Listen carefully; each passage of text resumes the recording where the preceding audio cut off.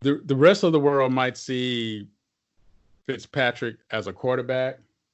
To any other quarterback, he must look like Michael Myers because every team he goes to, something happens to the starting quarterback and he ends up taking over the team. So I'm sorry if I was a quarterback and I would keep my door locked. I would hire full-time security. I'd have cameras that follow me everywhere because just in case something happens, I wanted evidence that this guy is a nightmare, man.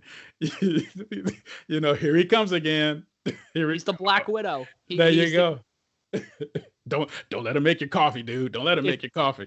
Brooklyn Nine-Nine reference. I don't know if you watch that show, but he's the Vulture. He's always there to take the job from you. Yeah, exactly. Yeah, I love that show. Ryan Tannehill also turning into the Vulture in Tennessee. Oh, absolutely. Again, you have these guys who manage to stay in the league forever and manage to keep a job because A, they're smart, B, they know the routine of what need be done to move their position further. And you know what?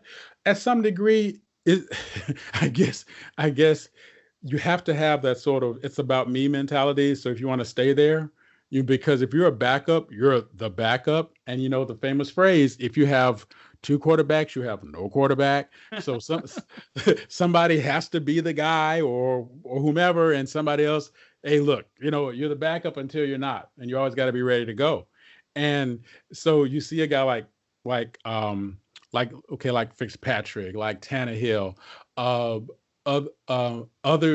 quarterbacks who have gone from franchise to franchise to franchise to franchise, and they finally land a spot. Oh, good. They finally got their starting gig. They're finally going to make it happen. And before you know it, what?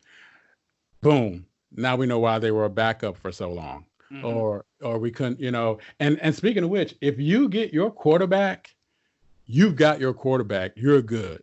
But if you miss, your franchise is done for years to come.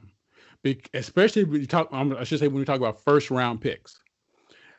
When the Jets drafted Mark Sanchez, I was on record of like, what are we doing? This guy, 1 year experience. You remember this? I was like, are you serious? But I was singing his praises every single day. Anybody who bad talks Mark Sanchez, you got to go through me.